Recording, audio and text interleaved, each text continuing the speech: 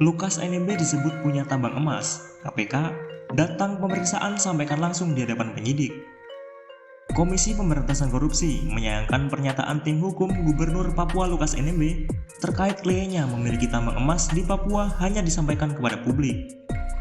Kepala Bagian Pemberitaan KPK Ali Fikri menyebut sepatutnya Lukas NMB bersama tim hukumnya datang ke Jakarta untuk menyampaikan kepada penyidik KPK dalam pemeriksaan.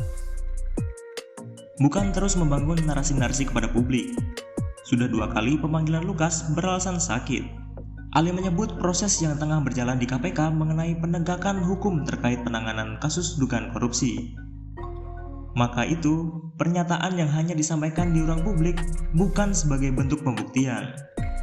Sebelumnya, pengacara Gubernur Papua Lukas NMB, Stefanus Roy Rening mengklaim kliennya memiliki tambang emas di Mamit, Kabupaten Tolikara, Papua.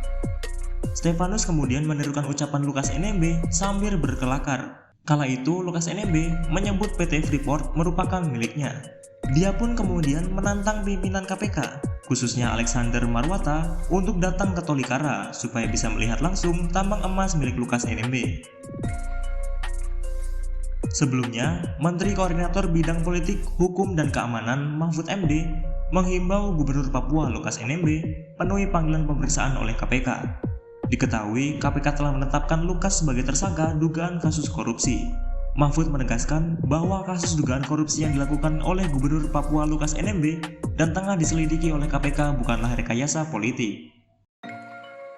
Ia juga menekankan bahwa kasus Lukas NMB ini telah diselidiki oleh Badan Intelijen Negara, Badan Pemeriksaan Keuangan, dan Pusat Pelaporan dan Analisis Transaksi Keuangan, jauh sebelum mendekati tahun politik 2024 seperti sekarang. Bahkan, lanjut Mahfud, dia pada 19 Mei tahun 2021 telah mengumumkan adanya 10 korupsi besar di Papua, yang di dalamnya termasuk kasus Lukas NMB. Karena itu, Mahfud mengimbau agar Lukas NMB segera memenuhi panggilan pemeriksaan yang dilayangkan oleh KPK.